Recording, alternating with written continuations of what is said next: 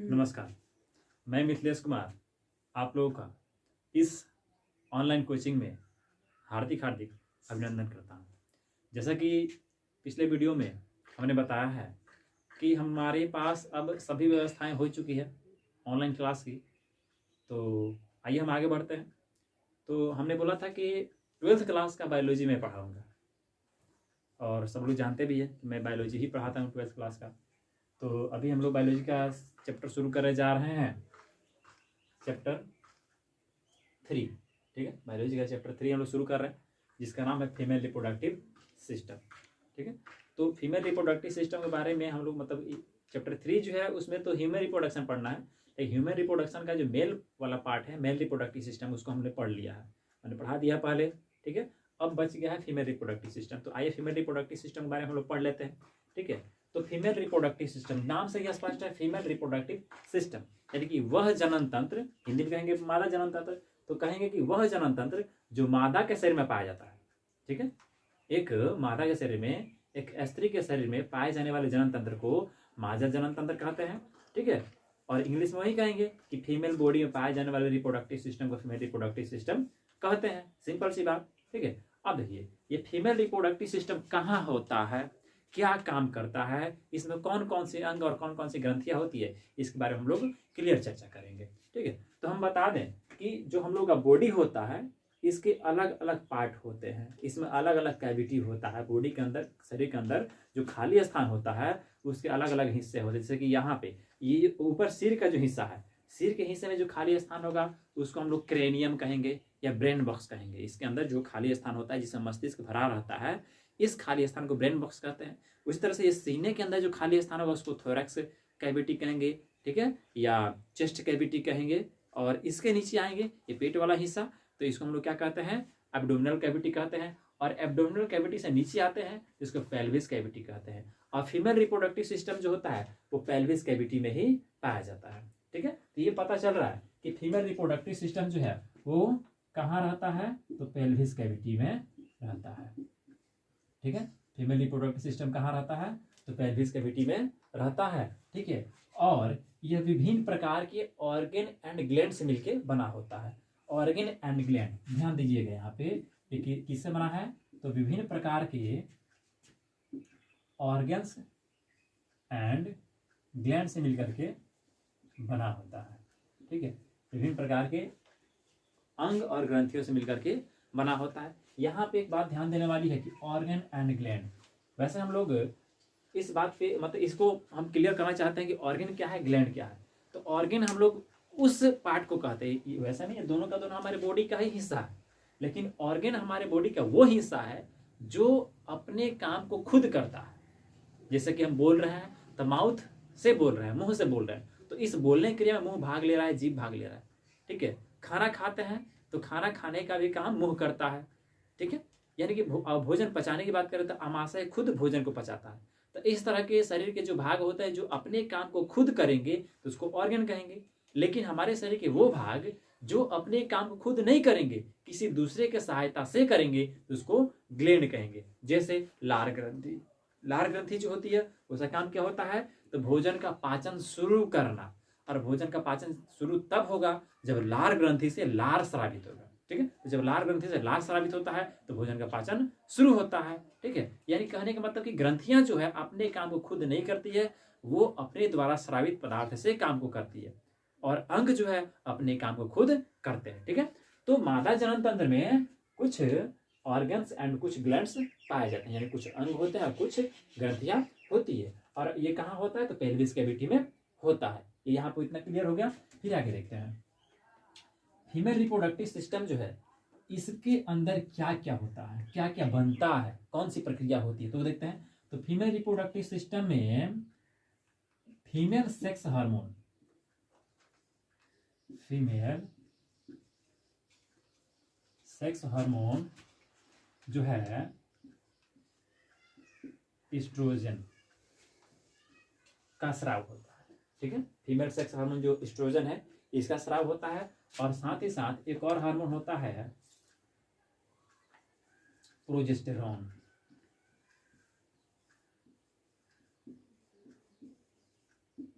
इसका भी स्राव जो है फीमेल रिप्रोडक्टिव सिस्टम से ही होता है। तो ये दोनों हार्मोन हो गए, ठीक है, फीमेल सेक्स हार्मोन एस्ट्रोजन और प्रोजेस्टेरोन, इन दोनों का स्राव कहाँ से होता है? तो फीमेल रिप्रोडक्टिव सिस्टम से ही होता है। फिर बात करें इसमें और कौन सी क्रिया होती है? तो ऊजिनेसिस, यानी कि हिंदी में कहेंगे अंड जनन, ठीक है, ऊजिनेसिस, ऊजिनेसिस हिंदी में अंड जनन। अंड जनन की जो क्रिया होती है वो फीमेल रिप्रोडक्टिव सिस्टम में ही होती है। इसके बाद अंड जनन होगा तो अंडा बनेगा, अंडाणु बनेगा, ओवम बनेगा, ओवम बनने के बाद से यहाँ पर फर्टिलाइजेशन की भी क्रिया होती है, फर्टिलाइजेशन की क्रिया हिंदी में कहेंगे निषेचन, ठीक है। तो मादा जनन तंत्र में निषेचन क्रिया होती है, निषेचन क्रिया होगी तो उसके बाद से क्या होगा? तो एम्ब्रायोनिक डेवलपमेंट होगा,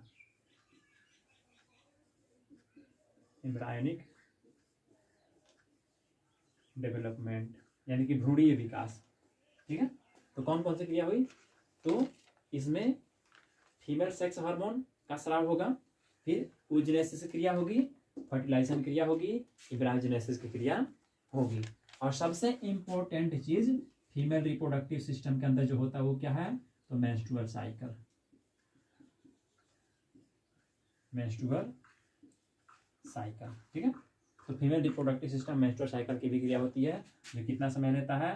तो 28 दिनों का समय लेता है। तो मेंस्ट्रुअल साइकिल क्रिया यहाँ पे होती है फीमेल रिप्रोडक्टिव सिस्टम के अंदर। तो ये मुख्य क्रियाएं हो गई जो फीमेल रिप्रोडक्टिव सिस्टम के अंदर होती है और ये जनन की क्रिया में भाग लेती है, ठीक है। और फीमेल रिप्रोडक्टिव सिस्टम के अंदर ही एक एम्ब्रायो का विकास होता है, ठीक है, एक भ्रूण का विकास होता है, यानी कि पूर्णतः एक बच्चे का विकास जो है माँ के या फिर फीमेल के ऑर्गन सिस्टम में, फीमेल रिप्रोडक्टिव सिस्टम में ही इसका विकास होता है। बच्चे का विकास जो है फीमेल रिप्रोडक्टिव सिस्टम में ही होता है। तो इतनी बातें हो गई कि फीमेल रिप्रोडक्टिव सिस्टम क्या है, कहाँ होता है, उसमें कौन कौन सी क्रियाएं होती है। अब आगे हम लोग को देखना है कि फीमेल रिप्रोडक्टिव सिस्टम में कौन कौन से अंग आते हैं, ठीक है, या फिर ऐसे भी कह सकते हैं parts of female reproductive system. तो आइए देखते हैं कि फीमेल रिप्रोडक्टिव सिस्टम में कितने पार्ट्स होते हैं। तो सबसे पहले फीमेल रिप्रोडक्टिव सिस्टम हम बता दें कि 2 पार्ट होते हैं, parts of female reproductive system, ठीक है। तो यहाँ पे फीमेल रिप्रोडक्टिव सिस्टम के पार्ट्स बारे में पढ़ेंगे। तो फीमेल रिप्रोडक्टिव सिस्टम के मुख्यतः 2 पार्ट होते हैं, कौन कौन सा? तो पहला होगा इंटरनल पार्ट, ठीक है,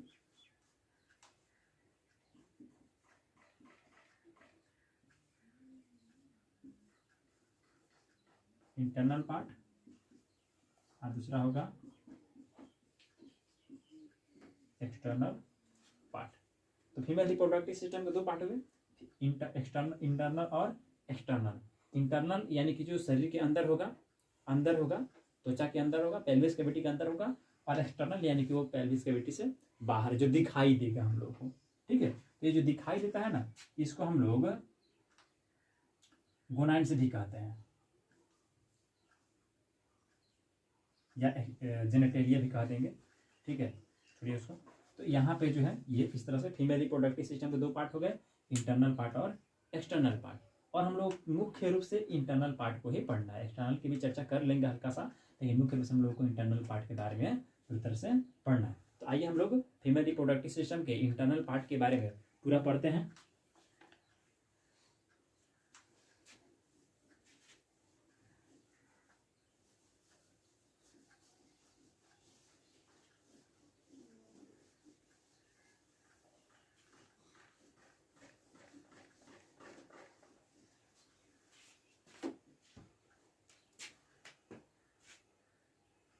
ये नंबर हो गया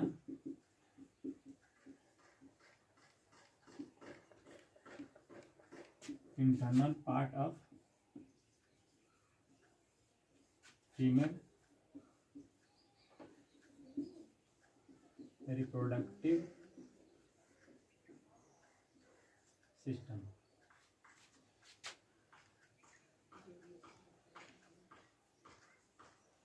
ठीक है, इसको हम पढ़ते हैं।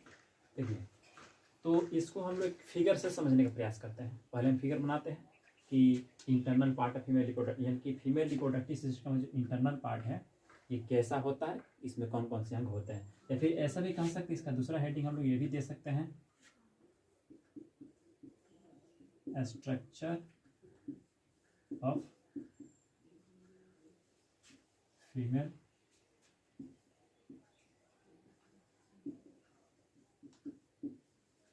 रिप्रोडक्टिव सिस्टम, ये भी नाम दे सकते हैं, एनसीईआरटी में ये भी नाम दिया हुआ, ठीक है।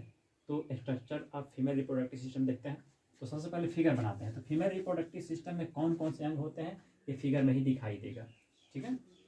फीमेल रिप्रोडक्टिव सिस्टम में हम लोग बचपन से पढ़ते आ रहे हैं, यानी कि 10th क्लास में भी इसको पढ़ना है, 8th क्लास में भी पढ़ना है। देखिए इसमें सबसे पहले इसका जो मेन पार्ट होता है फीमेल रिप्रोडक्टिव सिस्टम का, वो होता है यूट्रस, जो नाशपाती के आकृति का दिखाई देता है।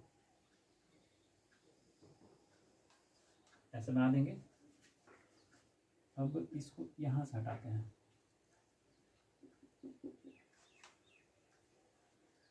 और ये जो हो गया ओवरी हो गया, ऐसे यहाँ पे ओवरी जुड़ा रहता है।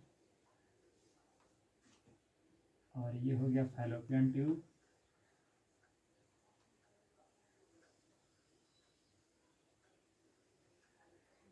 इस तरह से इसमें भी होगा।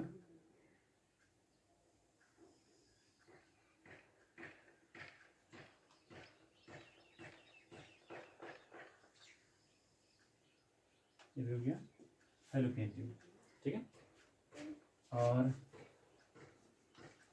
यहाँ पे होता है सर्विक्स, और यहाँ शुरू होगा वेजाइना, और यहाँ पर रहेगा हाइमेन। और इसकी दीवारें जो है इस तरह की दिखाई देती है।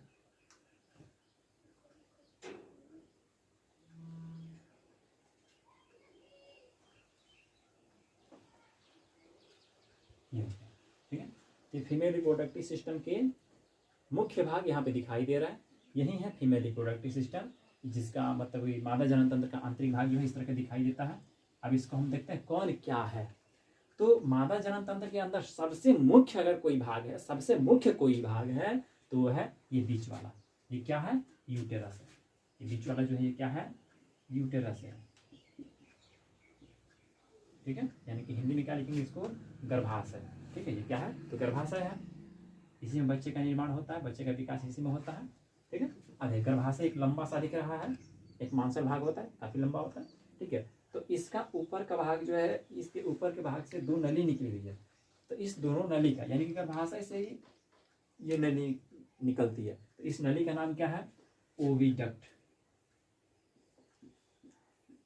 ओविडक्ट, ठीक है। या फिर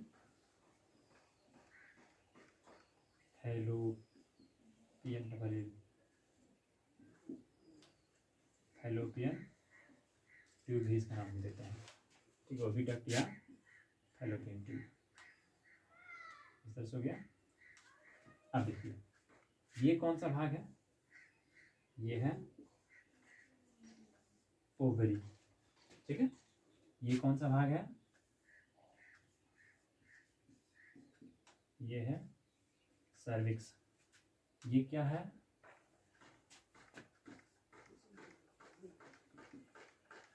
वेजाइना, ठीक है। और इसको क्या कहते हैं?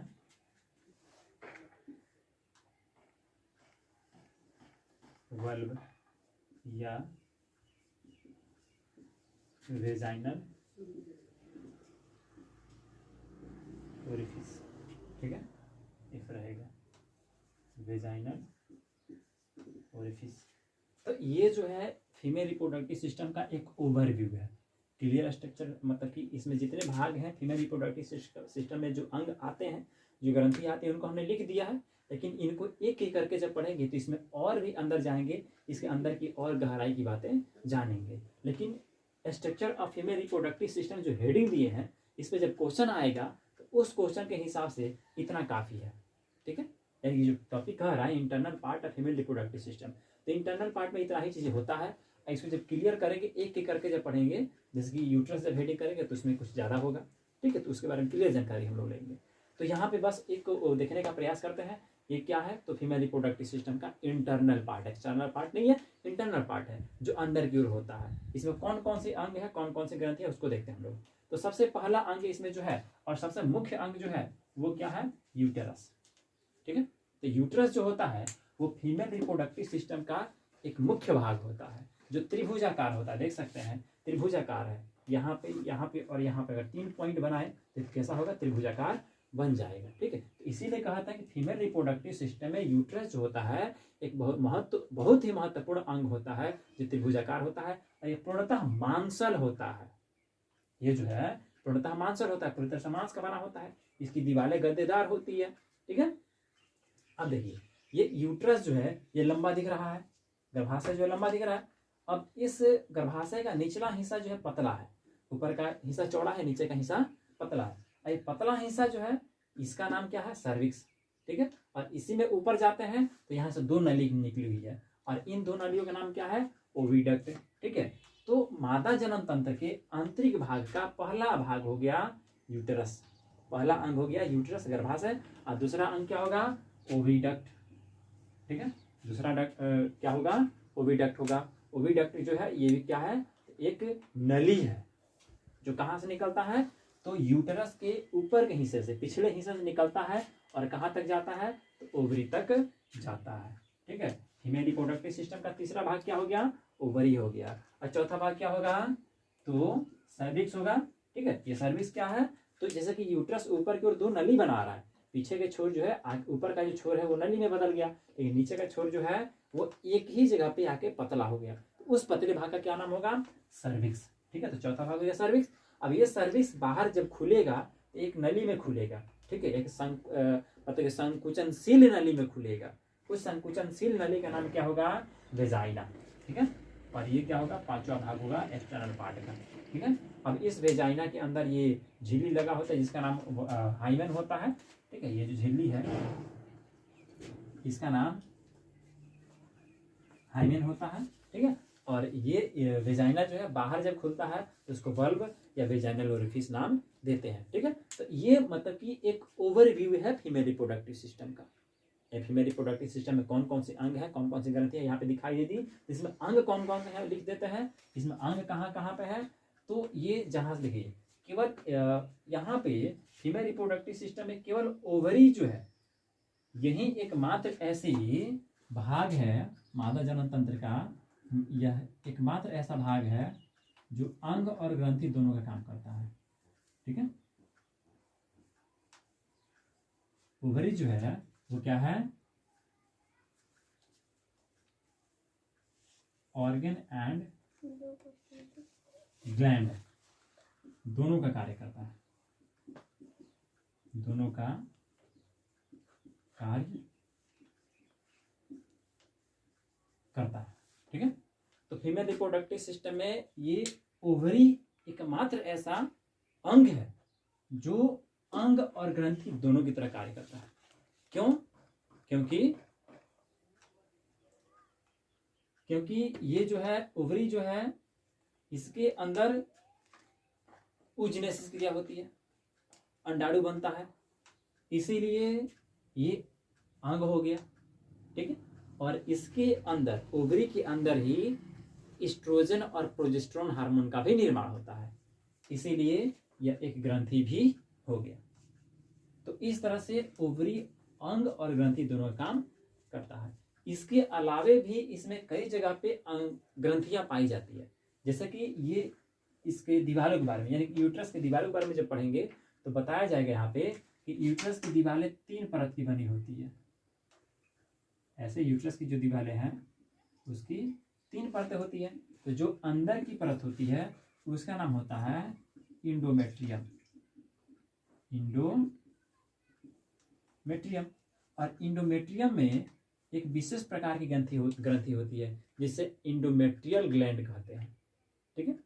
तो इंडोमेट्रियल ग्लैंड जो होती है वो यहाँ पे यूटेराइन मिल्क स्राव करती है, जो भ्रूण को विकास करने में मदद करती है, भ्रूण को पोषण देने का काम करती है।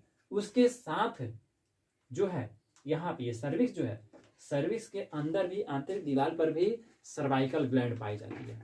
तो इस तरह से फीमेल रिप्रोडक्टिव सिस्टम में मुख्य ग्रंथि की बात करें तो ओवरी हो गई, इनके अलावे दो जगह पे ग्रंथियां होती है, एक इंडोमेट्रियम में और दूसरा सर्विक्स में। तो टोटल 3 जगह पे ग्रंथियां होती है फीमेल रिप्रोडक्टिव सिस्टम के अंदर। तो इतना जो बातें हैं ये फीमेल रिप्रोडक्टिव सिस्टम के बारे में है। और ये जो है एक ओवरव्यू है, पूरा क्लियर नहीं है। अभी जो हम वीडियो बना रहे हैं इसमें केवल ओवरव्यू दिए हुए हैं, इसमें क्लियर बातें नहीं है, क्योंकि वीडियो में इतना संभव नहीं हो पाएगा। और यदि आप लोग चाहते हैं कि क्लास की तरह पढ़ाई करें, नोट्स आप लोगों को मिले हमारे तरफ से, तो इस वीडियो के डिस्क्रिप्शन में हम अपना नंबर डाल देते हैं, वहाँ से आप कॉल करके पता कर सकते हैं कि हम कैसे पढ़ें। तो वहाँ पे हमारा एक अलग सिस्टम चलेगा, और उस सिस्टम में अगर आप लोग एड होकर पढ़ते हैं तो आप लोग को नोट्स भी मिलेगा और अच्छा से हम लोग पढ़ा भी पाएंगे। यानी कि जिस तरह से आप लोग क्लास में पढ़ते हैं उस तरह से हम लोग पढ़ाएंगे। क्लास में जैसे आप लोग पढ़ते हैं उस तरह से हम लोग क्लास की तरह पढ़ाएंगे, हर एक बात लिखाएंगे भी, आपका नोट्स भी तैयार कराएंगे और अपने माध्यम से भी नोट्स आप लोगों को प्रदान करेंगे। तो यहाँ पे जो हम पढ़ा रहे हैं ये बस ओवरव्यू है, इसमें वही बात बताएंगे जो आपकी एनसीईआरटी में दिया हुआ है। एनसीईआरटी से बाहर हम नहीं जाएंगे। और इससे आगे अगर पढ़ना चाहते हैं तो बहुत से ऐसे बुक्स हैं जो काफ़ी एडवांस देता है, जैसे कि दिनेश प्रकाशन हो गया, ट्रूमैन पब्लिकेशन हो गया, इस तरह की जो बुक है ये काफ़ी एडवांस बुक है। तो इन सबको अगर पढ़ना चाहते हैं तो आप हमारे नंबर पे कॉल करें, और एक प्राइवेट सिस्टम हमारे पास है, उस पर वही लोग पढ़ पाएंगे जो पैड करेंगे, पैसा जो पैड करेंगे वो पढ़ पाएंगे, नहीं तो वो लोग नहीं पढ़ पाएंगे। तो उन सभी बुक्स को अगर पढ़ना चाहते हैं तो हमारे प्राइवेट नंबर पे कॉल करें और बात करें।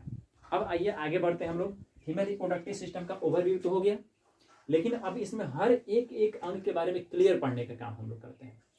तो सबसे पहले हम लोग यहाँ पे ओवरी के बारे में पढ़ते हैं। आइए ओवरी के बारे में हम लोग अध्ययन शुरू करते हैं। इसको मिटा देते हैं।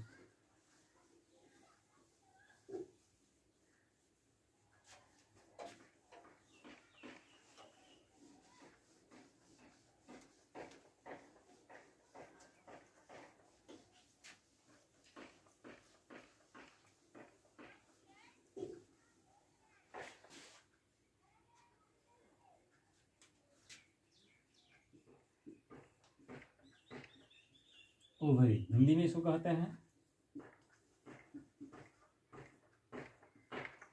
अंडाशय। तो ये ओवरी जो है ये मादा जनन तंत्र के अंदर, मानव के मादा जनन तंत्र के अंदर पाए जाने वाला सबसे महत्वपूर्ण अंग है, और इसको प्राइमरी सेक्स ऑर्गन भी कहते हैं।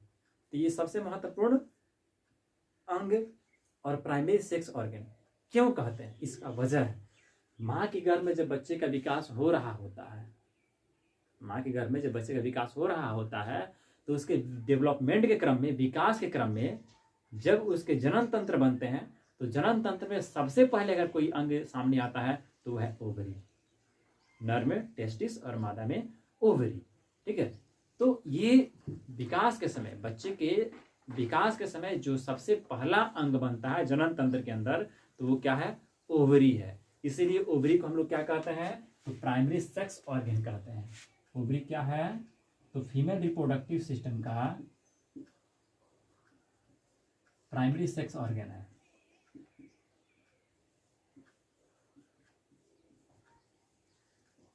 प्राइमरी सेक्स ऑर्गन है ओवरी जो होता है फीमेल रिप्रोडक्टिव सिस्टम का प्राइमरी सेक्स ऑर्गन होता है। और इसकी संख्या कितनी होती है, तो ओवरी जो होता है यह एक जोड़ा होता है। ओवरी कितना होता है, तो एक जोड़ा, 1 पेयर, यानी कि एक जोड़ा होता है। ओवरी की संख्या कितनी होती है, एक जोड़ा होती है। और ये कैसे दिखाई देता है, तो बिना छिले हुए बादाम के जैसा दिखाई देता है, बिना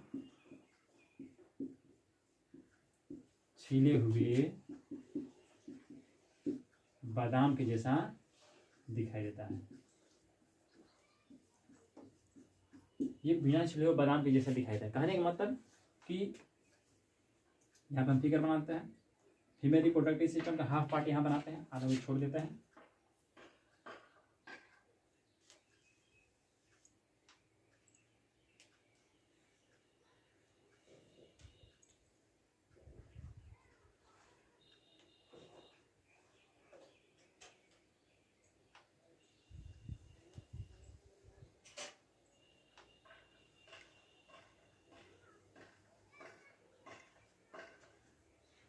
देखिए यही है ओवरी। तो ये ओवरी जो है कैसा दिख रहा है, बिना छिले हुए बादाम जैसा, ठीक है। यानी कि मूंगफली जो कहते हैं मूंगफली, तो मूंगफली का जो दाना होता है वो भी लगभग इसी तरह का होता है। मूंगफली जो है उसका फलिया जो होगा वो इस तरह का होता है, मूंगफली का फलिया ऐसे, और ओवरी भी लगभग ऐसा ही है। इसीलिए कहते हैं कि ओवरी कैसा दिखाई देता है, तो बिना छिले हुए बादाम जैसा दिखाई देता है, ठीक है। ये बात यहाँ पे आ गई कि ओवरी कैसा दिखाई देता है, तो बिना छिले हुए बादाम के जैसा दिखाई देता है। संख्या कितनी है, एक जोड़ी। अब देखिए ये ओवरी का लंबाई चौड़ाई कितना होगा, तो ओवरी का लंबाई की बात कर लें तो इसका लंबाई आपको 3 से 4 सेंटीमीटर, 3 से 4 सेंटीमीटर लंबी होती है ओवरी। और इसकी चौड़ाई कितनी होती है, तो 2 से 3 सेंटीमीटर की इसकी चौड़ाई होती है, 2 से 3 सेंटीमीटर की इसकी चौड़ाई होती है। ये बात यहाँ पर आ गया। और ये दिखाई कैसी देती है, तो हल्का गुलाबी रंग की दिखाई देती है। ओवरी कैसी दिखाई देती है, तो हल्का गुलाबी रंग की दिखाई देती है। इसका लंबाई चौड़ाई हो गया, लंबाई कितना, तो 3 से 4 सेंटीमीटर, चौड़ाई कितना 2 से 3 सेंटीमीटर, और हल्का गुलाबी रंग की दिखाई देती है। संख्या कितनी है, एक जोड़ी। ये कैसा दिखाई देती है, तो बिना छिले हुए बादाम की जैसी दिखाई देती है। लेकिन ये होती कहाँ है, तो इस फिगर में देख सकते हैं। ये क्या है, ये यूटेरस है। ये जो है गर्भाशय है, यूटेरस। और ये क्या है, ये गर्भाशय की दीवारें हैं। ये हो गया गर्भाशय और ये हो गया गर्भाशय की दीवार। तो ये ओवरी जो है गर्भाशय के बाहरी दीवार से जुड़ी होती है। ये ओवरी हो गई और ये क्या हो, गर्भाशय की दीवार हो गई। तो गर्भाशय के बाहरी दीवार से जुड़ी होती है। लेकिन गर्भाशय के बाहरी दीवार का नाम क्या होता है, तो गर्भाशय का बाहरी दीवार जो है उसका नाम होता है पेरीमेट्रियम। पेरीमेट्रियम ये हो गया। तो गर्भाशय के बाहरी दीवार का नाम क्या है, पेरीमेट्रियम। पेरीमेट्रियम। तो ये ओवरी जो है गर्भाशय के बाहरी दीवार यानी कि पेरीमेट्रियम से जुड़ी होती है। लेकिन पेरीमेट्रियम तो ये हो गया। अब ये पेरीमेट्रियम से एक तंतु द्वारा जुड़ी होती है। उस तंतु का नाम क्या है, तो ovarian ligament. Ovarian ligament.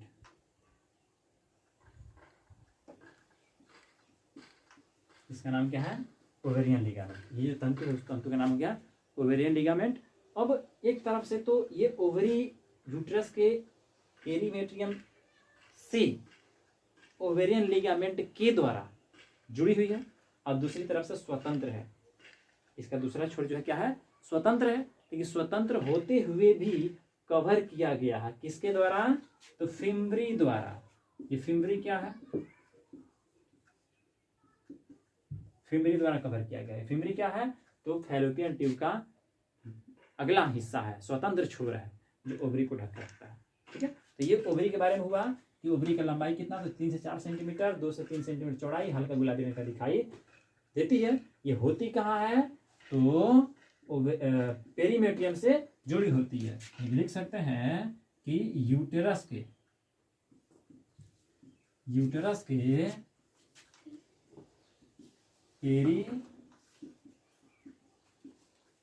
Perimetrium से, यूटेरस के पेरीमेट्रियम से ओवेरियन लिगामेंट द्वारा, ओवेरियन लिगामेंट द्वारा जुड़ी रहती है, जुड़ी रहती है। ये बात हो गया किसके द्वारा? तो यूटेरस के पेरीमेट्रियम से ओवेरियन लिगामेंट द्वारा जुड़ी रहती है। अब इसका अगला छोर जो है, इसका एक भाग फिम्बरी द्वारा, हिंदी में झालर कहते हैं, फिम्बरी को क्या कहेंगे? झालर कहेंगे। इसका एक भाग ओविडक्ट के फिम्बरी द्वारा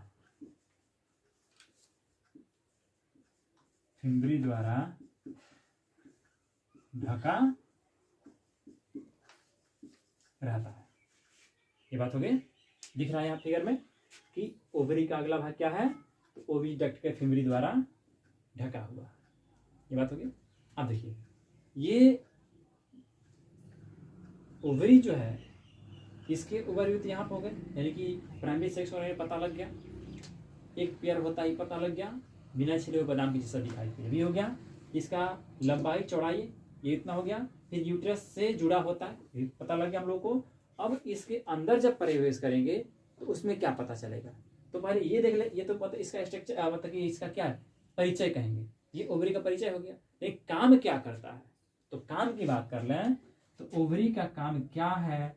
तो सबसे मुख्य काम ओवरी का ही है। मादा के शरीर में जो जनन की क्रिया होती है, उस क्रिया को कंट्रोल करने वाला ओवरी है। देखने में छोटा है लेकिन बहुत बड़ा काम करता है। क्यों? क्योंकि इसी से हार्मोन, कौन सा हार्मोन? तो एस्ट्रोजन, एस्ट्रोजन हार्मोन का स्राव इसी से होता है। एस्ट्रोजन और प्रोजेस्टेरोन,